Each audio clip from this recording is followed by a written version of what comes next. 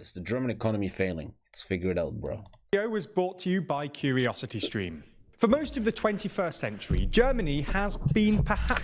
TommyKay, the genius, has been predicting the German economy to crash for 20 years now. As I became an adult who also is a businessman now, when I do business in Germany, it's ridiculous. No one has time for you. No one responds to you. No one takes any emails. What I feel in Germany, at least where I'm from, is there's no hunger in people. All these companies here are so fed with contracts. They don't even want to grow anymore. Everybody is we're like in the final stage of capitalism here. Everybody's just fed.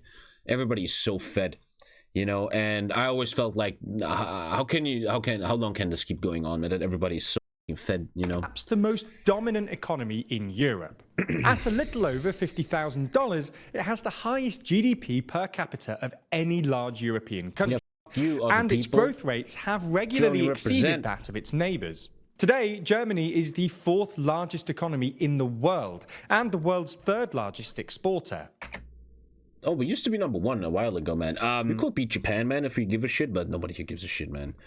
That's what I'm really feeling in Germany. Everybody is fed. Everybody is fed, dude. So often I have thousands of fucking examples. I want to give money to someone and they just don't want it. I'm like, I told you over the years so many examples. I'm like calling car dealers. Hey, I want to buy the car. Oh, sorry, no, thank you. Hey, man, I'm looking for a carpenter for my new home. Oh, sorry, we're busy. What the fuck? Hey, I'm looking to make some merch. Oh, no, sorry. Nobody wants my money, man. And I always felt like, the fuck? Foreign politicians. But it makes sense. It makes sense now. I told you guys last week when I was in Sweden, I got a message from my tax attorney, and for the first time in my whole career, I finally have to pay real taxes, like real taxes for the first time for the year 2019. And I have to pay so many taxes, man. And the tax attorney even said, one of the possible strategies to lower your taxes is make less money, Tommy. And, dude, this is so weird to me, man. My tax attorney literally told me, you should make less money. And I was like, what? And I couldn't understand. I'm like, what, bro? Thank you. Please don't try to out. And it's the truth. It's the truth. The more money I make, the more the taxes fuck me up the ass, bro. You know? It even makes sense to at the end of the year feel like, oh, I'm already over 200K. Maybe I shouldn't take any sponsorings anymore until January. It's fucking ridiculous, dude.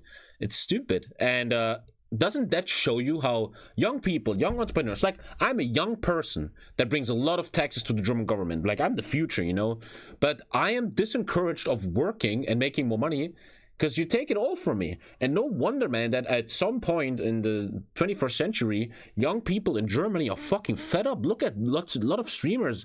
Look at startups. They're all going to Silicon Valley or China or whatever. They don't stay in Germany. If you have a very good idea in Germany, you're young and have a good idea, you don't stay here.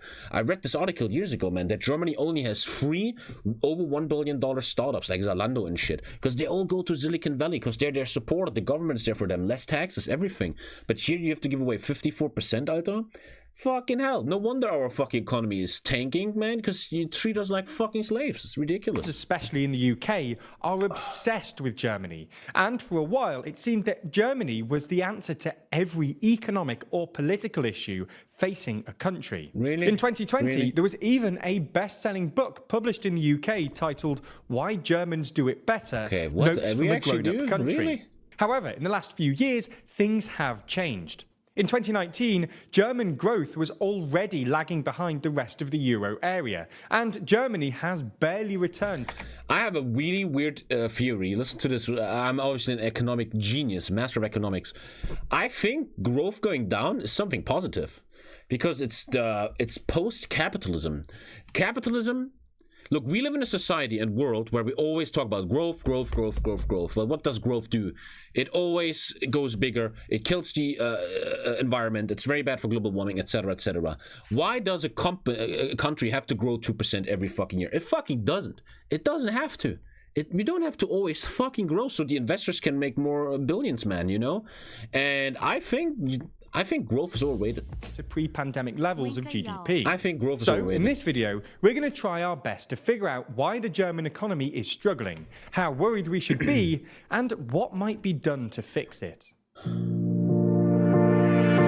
mean, look at the news, right? They tell you, oh, the wise guys of the economy said that our 2% growth goal is not gonna be happening, and you sit at home with your fucking 800 euro job, you're like, what?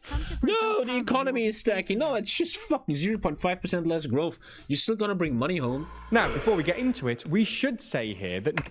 Yeah, what if we step away as a society from that the standard of living has to be seen through GDP? What if we look at happiness, overall happiness?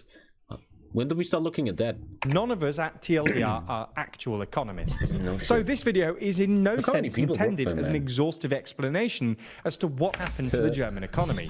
We're bound to miss out some of the economic factors that will have affected Germany's recent economic slowdown. And if you think there are any glaring omissions, let us know in the comments. Anyway, as we see it, two of the most important factors behind Germany's recent slowdown are, one, its reliance on export markets, and especially China, and two, its disproportionate reliance on Russian gas for much of its industry. Let's start with its reliance on exports. Today, Germany is known for being one of the few large developed countries to run a current account surplus, i.e. exports more stuff than it imports. For the past 15 years or so, Germany has run a current account surplus, averaging about 7% of GDP, while other similar economies have mostly run deficits ranging between 1 and 4% of GDP.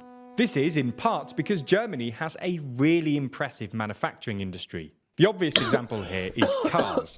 Germany has a number of internationally renowned car brands, including Volkswagen, Mercedes-Benz, Audi, BMW... Yeah, none of them pay any fucking taxes, man. If you look at the Cayman Islands papers, man, they're all in the Cayman Islands, man, and shit. And the thing with Panama papers... They're all in there, man, these motherfuckers. And these are all sold around the world. I have to pay all my fucking taxes, but these guys, fuck you, Ginger. Thank you, Ferdinand. What's up, man? Somewhat unsurprisingly, cars are Germany's top export, representing... Oh, fuck, that's interesting. Wait, let me see that. Somewhat unsurprisingly... Oh, cool. Packaged medicaments, 5%. Vaccines, blood, toxins, and cultures. Damn. Machinery having individual functions. Motor vehicles, cars... I mean, it was to be expected that Germany is going to fall behind, right? Because cars are becoming less and less the meta. Cars are going to slowly die out now. Electric cars are coming, and then one day, hopefully, if society actually is improving, more and more people are going to have public transportation, man, and we don't need so many cars. Not good for Germany. Cars are Germany's top export, representing nearly 10% of all exports in 2020. So, you get the idea. Germany has lots of stuff, including cars, to sell to the world, which is why it exports more than it imports. Other countries, like, say, the UK, don't have as much stuff to sell to the world, which is why we run a current account deficit. Now, we should say that this hasn't always been the case. For most of the 90s and even the early 2000s, Germany has actually run a current account deficit. But this all changed with the introduction of the euro in 1999 and the Hartz-Labour reforms in the early 2000s, both of which probably made German exports more competitive.